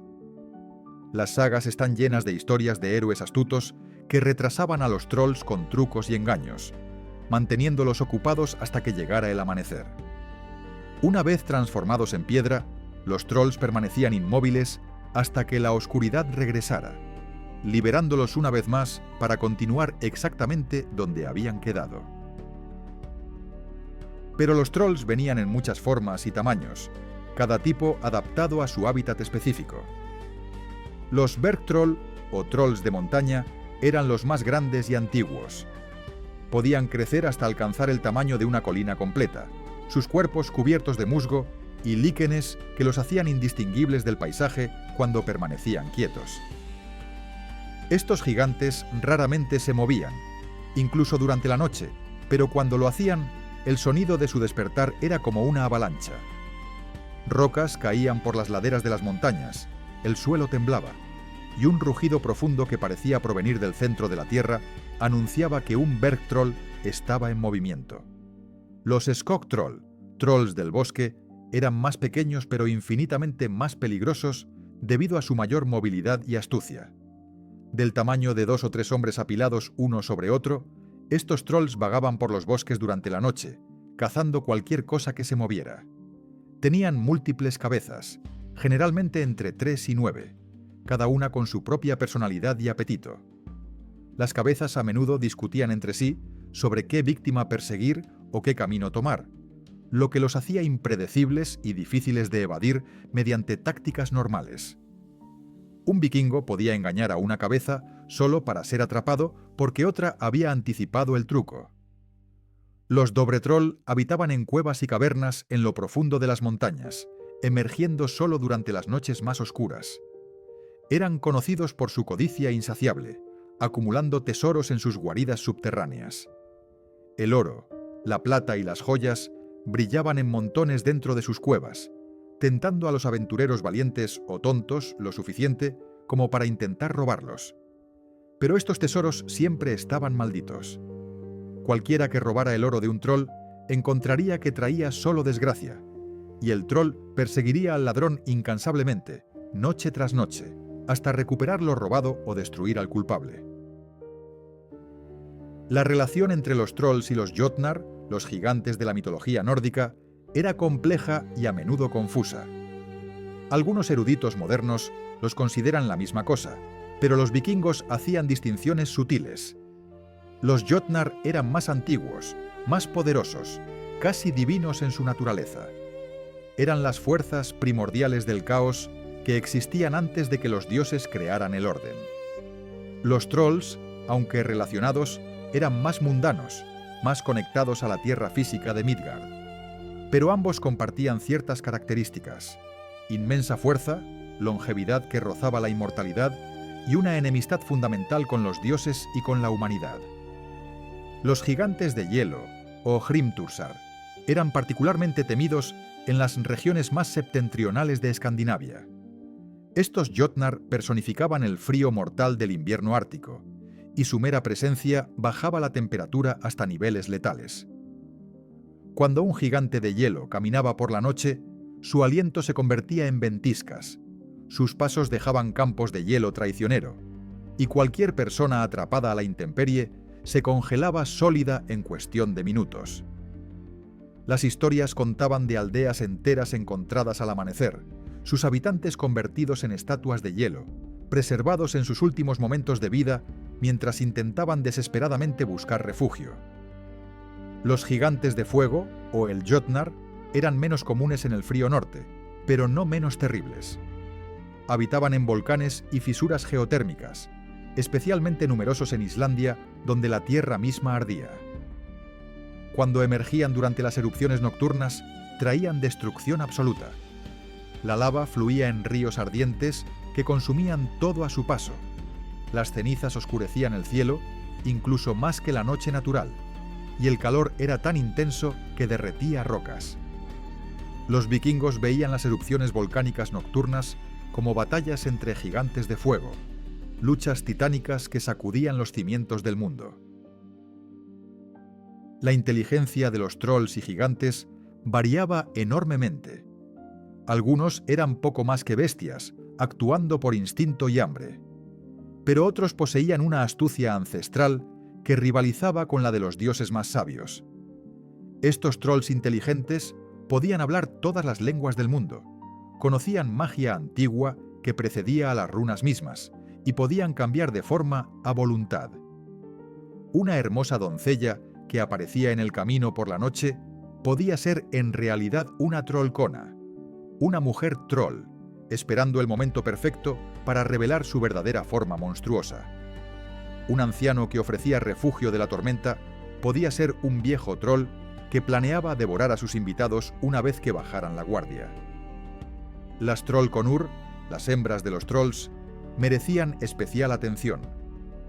Eran generalmente más pequeñas que los machos, pero infinitamente más peligrosas debido a su dominio de la magia. Podían lanzar hechizos que convertían a los hombres en piedra, incluso sin luz solar, invocar tormentas que duraban días y tejer ilusiones tan convincentes que las víctimas morían creyendo que estaban en sus cálidas camas cuando en realidad yacían congelándose en la nieve. Algunas trollkonur robaban bebés humanos, reemplazándolos con sus propios hijos deformados, los llamados changelings, que traían desgracia a cualquier familia que los criara. La única forma garantizada de matar a un troll, aparte de esperar el amanecer, era mediante el uso de armas especiales. Las armas forjadas con hierro de meteoritos, metal que había caído del cielo, podían herir mortalmente a un troll. Las espadas bendecidas por los dioses, o bañadas en agua sagrada, también poseían este poder. Y existían ciertas armas legendarias, como la espada de Beowulf o el martillo de Thor, que habían sido forjadas específicamente para matar gigantes y trolls. Pero tales armas eran raras y valiosas, posesiones de héroes y reyes, fuera del alcance del vikingo común.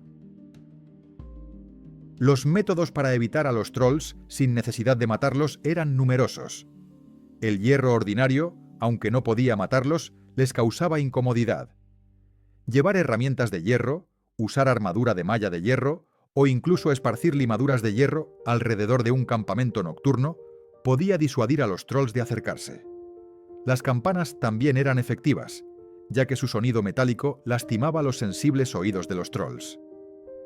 Las iglesias cristianas posteriormente incorporaron esta tradición, tocando sus campanas al atardecer no solo para llamar a la oración, sino para mantener alejados a los trolls durante la noche. La astucia era a menudo más efectiva que la fuerza bruta contra los trolls. Las sagas relatan numerosos encuentros donde héroes inteligentes superaban a trolls físicamente superiores mediante engaños elaborados.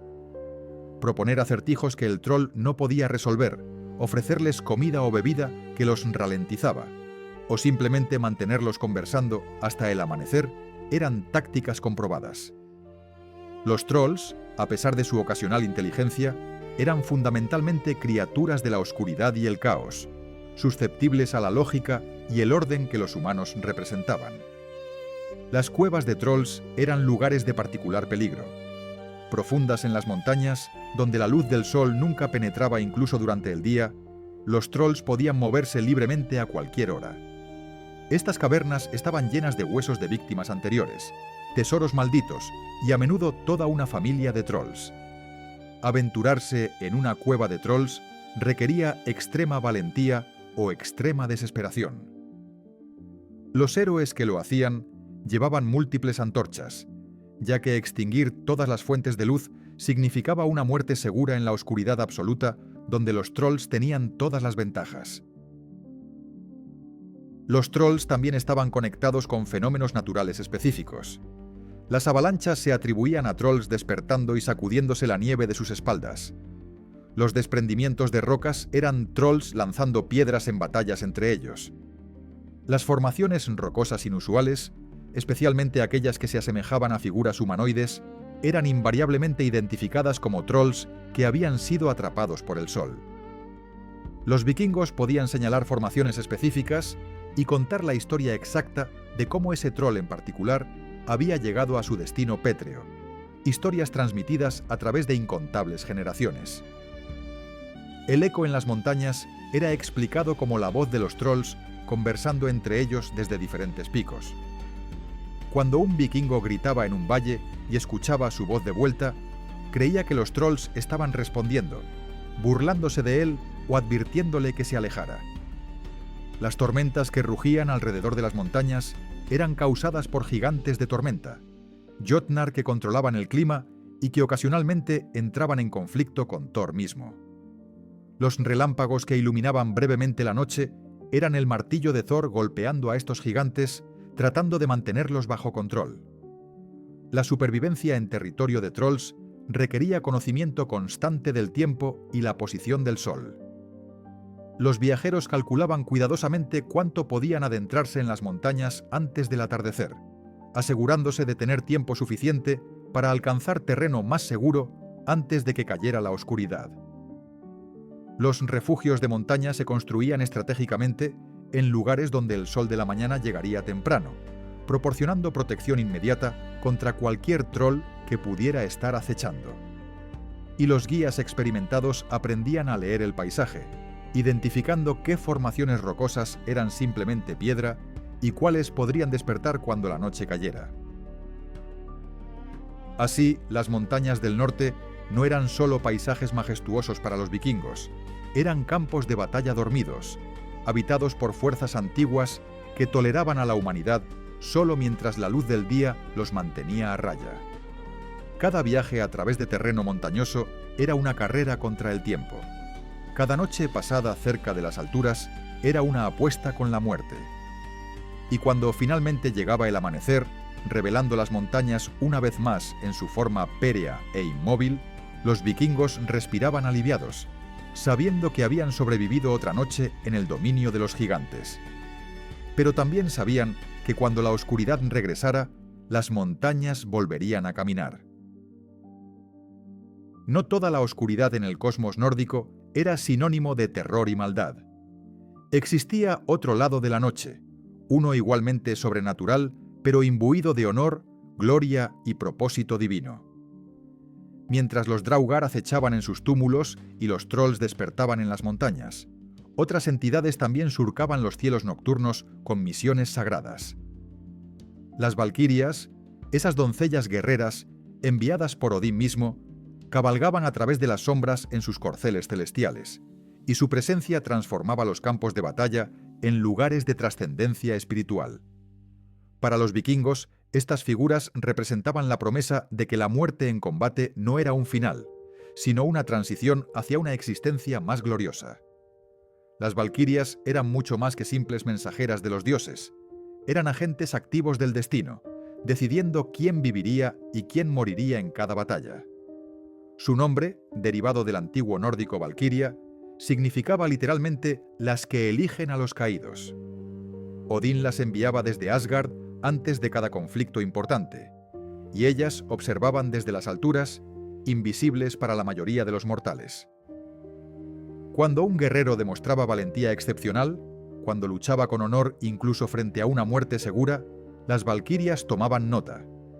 Y cuando finalmente caía, ellas descendían para reclamar su alma y transportarla al Valhalla, el salón de los caídos en batalla. Las descripciones de las valquirias variaban en las diferentes sagas y poemas, pero ciertos elementos permanecían consistentes. Eran mujeres de belleza sobrenatural, pero una belleza feroz y marcial, no delicada. Llevaban armaduras que brillaban con una luz propia en la oscuridad, forjadas con metales celestiales que no existían en Midgard. Sus cascos estaban adornados con alas o cuernos, símbolos de su naturaleza divina. Empuñaban lanzas que nunca erraban su objetivo y escudos que reflejaban la luz de las estrellas, incluso en las noches más oscuras. Cuando cabalgaban, sus monturas dejaban estelas de luz en el cielo que los mortales interpretaban como auroras boreales. Las auroras boreales, esos cortinas de luz verde, azul y púrpura que danzaban en los cielos nocturnos del norte, tenían un significado especial en relación con las valquirias. Los vikingos creían que estas luces eran el reflejo de las armaduras y escudos de las valquirias mientras cabalgaban hacia o desde los campos de batalla. Cuando las auroras eran particularmente brillantes e intensas, significaba que una gran batalla había tenido lugar y que muchos guerreros dignos habían sido seleccionados para el Valhalla. Los niños aprendían desde temprana edad a mirar con reverencia estas luces danzantes, sabiendo que representaban el puente entre el mundo mortal y el reino de los dioses. Pero las valquirias no solo aparecían después de las batallas. Algunas sagas relatan encuentros entre guerreros vivos y estas doncellas divinas. A veces se manifestaban en sueños, enviando presagios o advertencias sobre batallas futuras. Otras veces aparecían físicamente, adoptando formas mortales para caminar entre los humanos. En estas formas podían ser reconocidas por ciertos signos sutiles: una gracia sobrenatural en sus movimientos, ojos que parecían ver más allá del momento presente, o una presencia que inspiraba simultáneamente admiración y un temor reverencial. Los guerreros que tenían el honor de encontrarse con una valquiria en forma mortal a menudo recibían consejos que podían cambiar el curso de sus vidas. Existían nombres específicos para las valquirias más famosas, cada una con su propio dominio y características.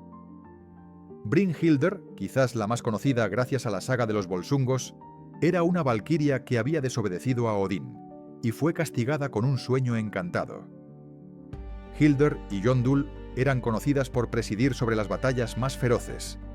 Skuld, cuyo nombre significaba futuro, era una de las 3 Nornas, además de ser valquiria, tejiendo los destinos de guerreros y reyes.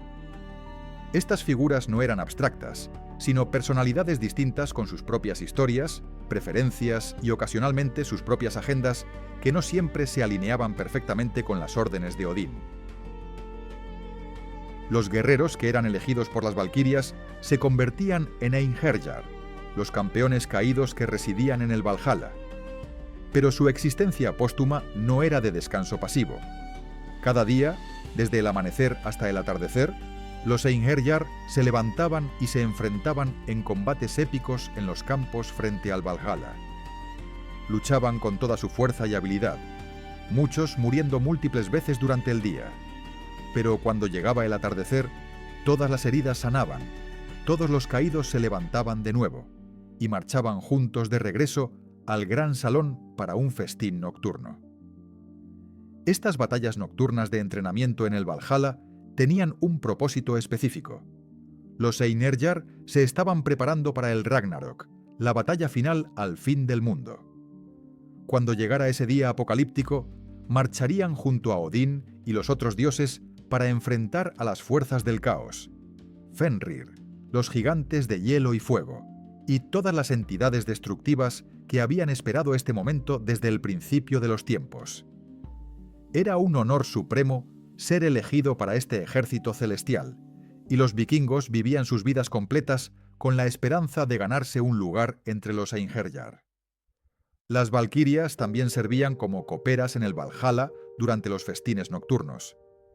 Después de que los Einherjar terminaban su entrenamiento de combate y se sentaban a las largas mesas del salón, las valquirias circulaban entre ellos sirviendo hidromiel de cuernos que nunca se vaciaban. Este hidromiel era mágico, producido por la cabra Heidrun que pastaba en las hojas del árbol del mundo. Una sola gota era suficiente para saciar completamente la sed de un guerrero y llenarlo de energía renovada. Las valquirias también cantaban durante estos festines, sus voces creando armonías que ningún mortal podría replicar, relatando las hazañas heroicas de guerreros pasados y presentes. Existía una relación compleja entre las valquirias y los Norns, las tejedoras del destino. Mientras que las Nornas determinaban el curso general de los eventos y la longitud de la vida de cada persona, las valquirias tenían cierta autonomía sobre cómo y cuándo morían los guerreros en batalla. Esta división de responsabilidades ocasionalmente creaba tensiones. Una valquiria podría desear salvar a un guerrero particular, pero si las Nornas habían tejido su muerte ese día, poco podía hacer excepto asegurarse de que recibiera un lugar de honor en el Valhalla. Esta inevitabilidad del destino, incluso para los agentes de los dioses, era un tema recurrente en la filosofía nórdica. Algunas sagas hablan de guerreros que se enamoraban de valquirias, y viceversa. Estos romances eran típicamente trágicos, ya que la naturaleza divina de las valquirias las separaba fundamentalmente de los mortales. Una valquiria que se enamoraba de un hombre mortal enfrentaba elecciones imposibles. Permanecer con él significaba abandonar su inmortalidad y propósito divino, pero dejarlo significaba condenarse a siglos de anhelo. Estos cuentos servían como recordatorios de las barreras infranqueables entre los reinos de dioses y hombres, incluso cuando ocasionalmente se cruzaban. Los Disir eran espíritus guardianes relacionados con las valquirias, pero con un enfoque más personal y familiar. Mientras las valquirias servían a Odín y al colectivo de guerreros dignos, las Disir protegían linajes específicos y familias. Aparecían en la noche antes de eventos significativos, particularmente antes de batallas o muertes importantes. A diferencia de las valquirias, que eran universalmente vistas como benévolas para los guerreros honorables, las Disir podían ser caprichosas. Si una familia las ofendía mediante acciones deshonrosas, podían retirar su protección o incluso actuar activamente en contra de sus antiguos protegidos. Las Blood Disir eran un tipo particular de Disir asociadas con los sacrificios de sangre. Durante ciertos festivales nocturnos, especialmente durante el solsticio de invierno, se realizaban ceremonias donde se sacrificaban animales en honor a estas entidades protectoras. La sangre se rociaba sobre altares de piedra y se pronunciaban oraciones pidiendo protección para el año venidero. Estas ceremonias eran exclusivamente nocturnas, ya que se creía que las Disir eran más receptivas a las ofrendas hechas bajo la oscuridad. El ritual creaba un vínculo entre la familia y sus protectoras espirituales, renovando pactos que podían extenderse a través de generaciones. Los Fylgjur eran otro tipo de espíritu guardián, únicos para cada individuo en lugar de para familias completas. Tomaban la forma de animales que reflejaban la naturaleza de la persona que protegían. Un guerrero feroz podía tener un oso como Fylgja, un líder astuto podría tener un zorro, un navegante audaz podría tener un halcón. Estos espíritus animales se manifestaban principalmente durante sueños o momentos de gran peligro, guiando a su protegido hacia decisiones sabias. Ver el propio Fylgja mientras uno estaba despierto era considerado un presagio de muerte inminente, un último encuentro antes de la separación final. Las Nornas visitaban cada nacimiento, apareciendo en la noche después de que un niño llegaba al mundo. Urd, Verdandi y Skuld, las tres hermanas que tejían los destinos de todos los seres, se manifestaban brevemente para determinar el curso de esa nueva vida. Las familias dejaban ofrendas específicas para las Nornas en estas ocasiones: pan, cerveza y a veces pequeñas joyas, con la esperanza de influenciarlas hacia un destino favorable para el recién nacido. Aunque era imposible cambiar completamente lo que las Nornas habían decidido, se creía que la generosidad y el respeto podían al menos suavizar los aspectos más duros del destino de un niño. Los Hamingja eran espíritus de suerte y prosperidad que seguían a individuos o familias particularmente favorecidos por los dioses. Aparecían como mujeres hermosas, vestidas de blanco, visibles solo en las horas del crepúsculo o la noche profunda. Su presencia traía buena fortuna en todas las empresas: batallas ganadas, cosechas abundantes, viajes seguros por mar. Pero los Hamingja eran volubles y podían abandonar a una familia si se cometían actos vergonzosos o si se rompían juramentos sagrados. Una vez que un Hamingja partía, era casi imposible recuperarlo y la familia enfrentaría generaciones de mala fortuna. Las leyendas también hablaban de los Einherjar, que ocasionalmente recibían permiso para visitar el mundo mortal durante ciertas noches sagradas. Regresaban para comprobar cómo estaban sus descendientes, para dar consejos en sueños, o simplemente para caminar una vez más por las tierras que habían amado en vida. Estos guerreros fantasmales no eran aterradores como los Draugr, sino figuras nobles y respetables que irradiaban honor y fuerza. Los vikingos que afirmaban haber visto a estos visitantes del Valhalla los describían como rodeados de un aura de luz tenue, sus armaduras sin mácula a pesar de las batallas diarias que libraban. Así, la noche nórdica contenía tanto horror como heroísmo, tanto amenaza como promesa. Las mismas horas oscuras que traían Draugr y trolls también traían valquirias y espíritus protectores. Para un guerrero vikingo, la oscuridad era un campo de prueba donde demostraría su valía no solo contra enemigos mortales, sino ante los ojos de los dioses mismos. Cada noche sobrevivida con honor, cada amanecer visto después de enfrentar los terrores de la oscuridad, era un paso más hacia ganarse un lugar entre los Einherjar. Y cuando finalmente llegaba su hora, cuando las valquirias descendían para llevarlo, no era un final sino un comienzo, el inicio de una existencia eterna de batallas gloriosas y festines sin fin en los salones dorados del Valhalla. El miedo vikingo a la noche no era simplemente una colección de supersticiones primitivas o historias para asustar a los niños. Era un sistema completo de creencias que moldeó profundamente cada aspecto de la civilización nórdica, desde la arquitectura de sus edificios hasta las leyes que gobernaban sus sociedades. Cuando examinamos la cultura vikinga a través del prisma de sus terrores nocturnos, comenzamos a comprender cómo el miedo, lejos de paralizar a una civilización, puede impulsarla hacia la innovación, la valentía y una comprensión más profunda de la existencia humana.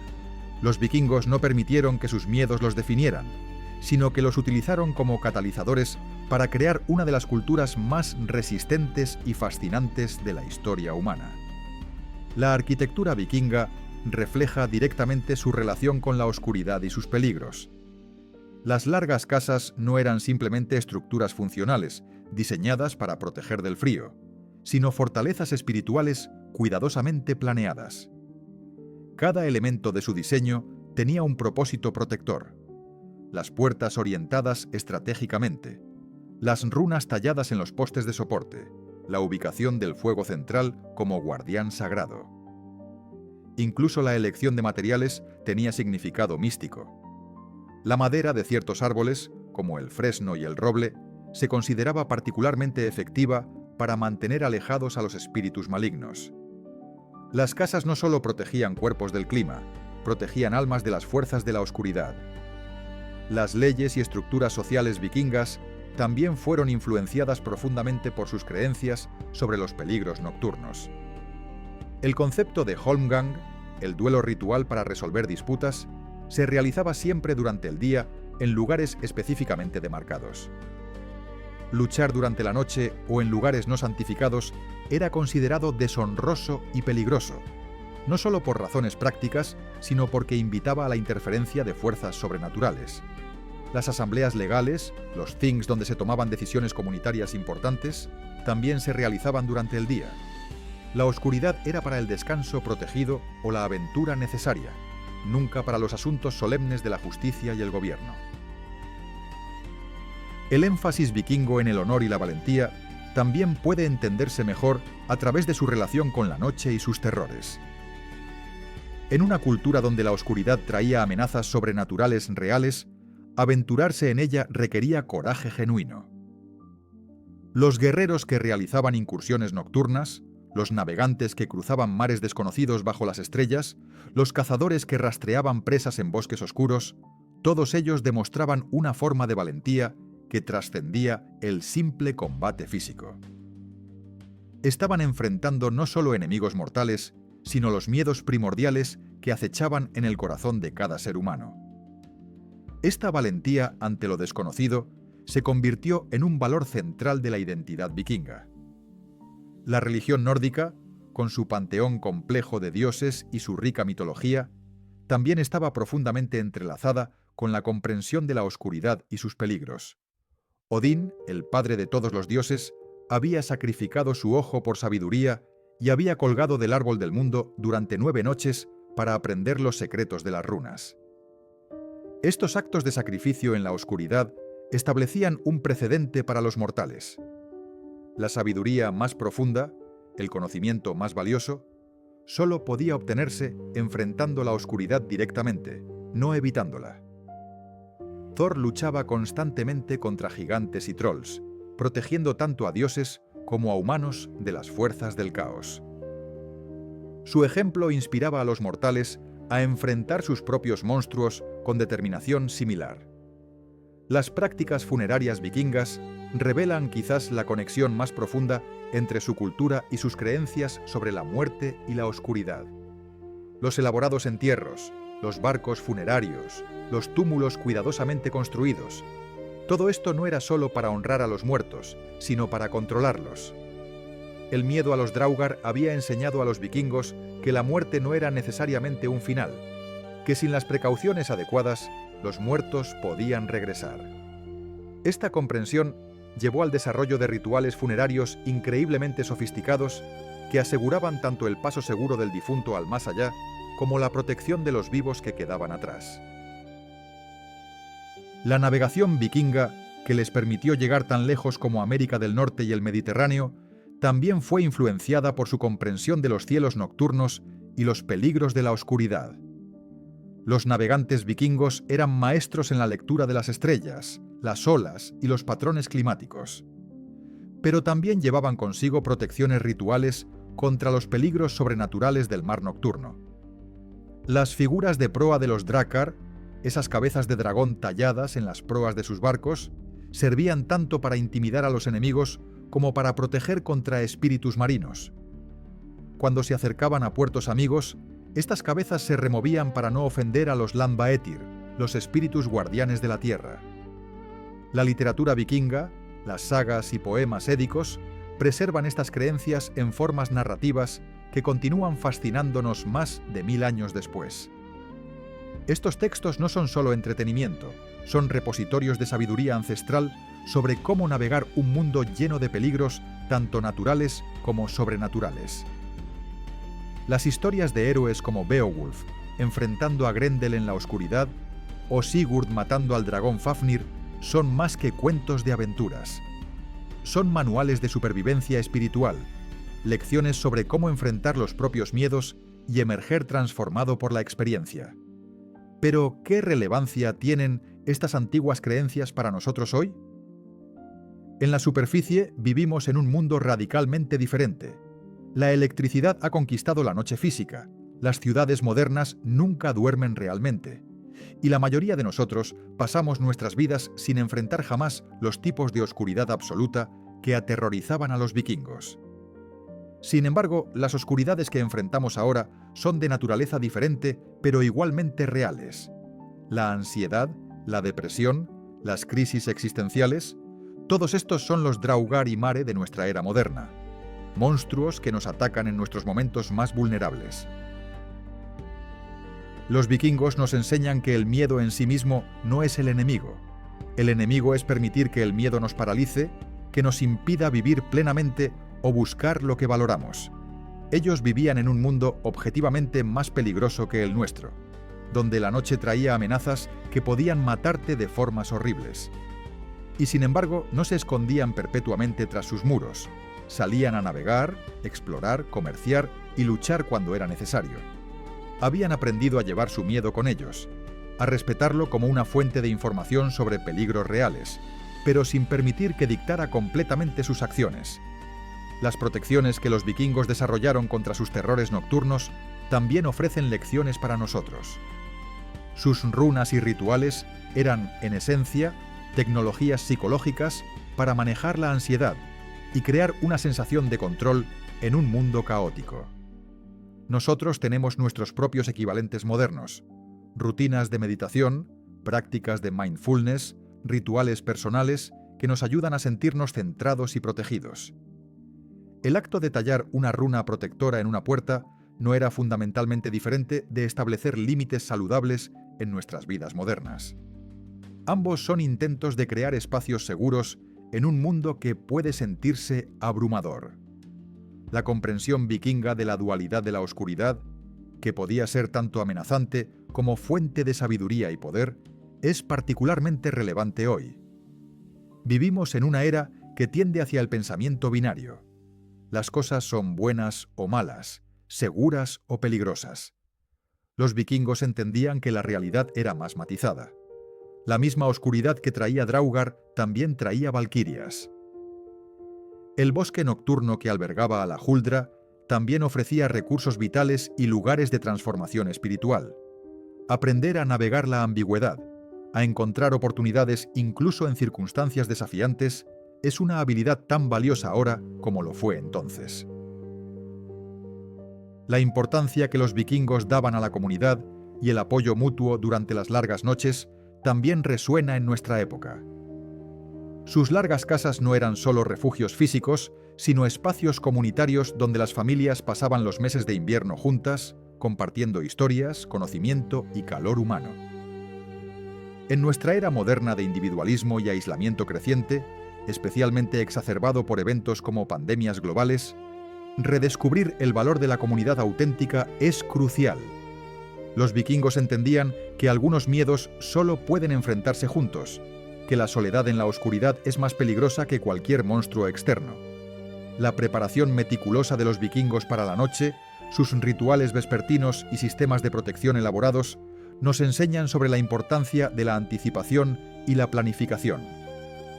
No esperaban a que cayera la oscuridad para pensar en cómo protegerse. Comenzaban sus preparativos al atardecer, asegurándose de que todo estuviera en su lugar antes de que llegara la verdadera amenaza.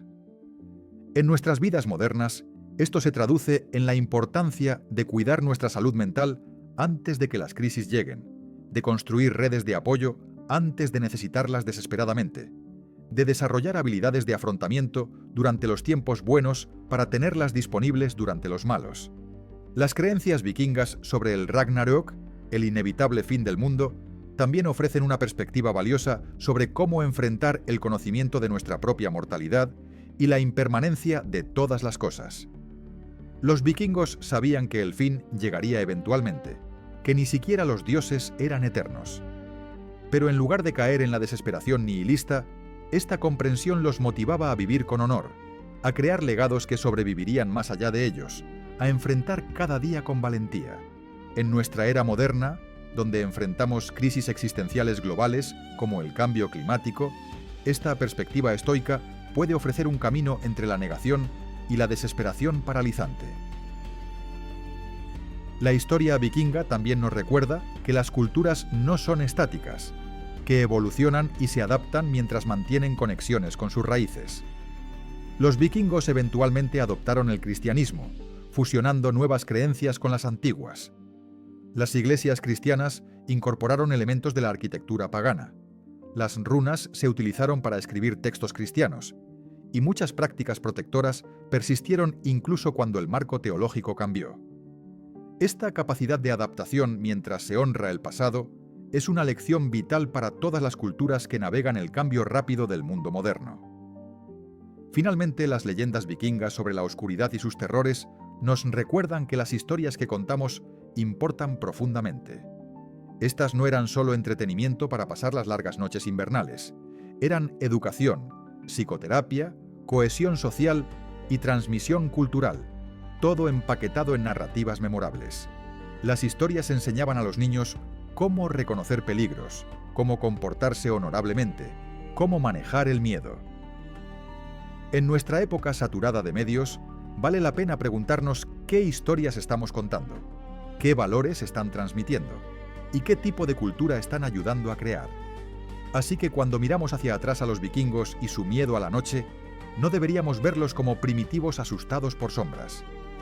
Deberíamos verlos como nuestros antecesores que enfrentaron sus oscuridades tanto externas como internas con creatividad, coraje y comunidad.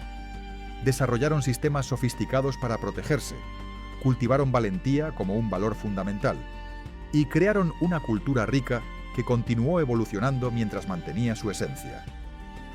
Las sombras que proyectaban sus fuegos hace más de 1000 años se han extendido hasta nuestro presente, recordándonos que la oscuridad siempre ha sido parte de la experiencia humana y que cómo elegimos enfrentarla define quiénes somos. Si te ha fascinado este viaje a través de las noches vikingas y sus terrores ancestrales, te invito a suscribirte al canal y dejar un comentario contándome qué otro tema de historia antigua o mitología te gustaría explorar juntos. Hasta la próxima aventura en las sombras del pasado.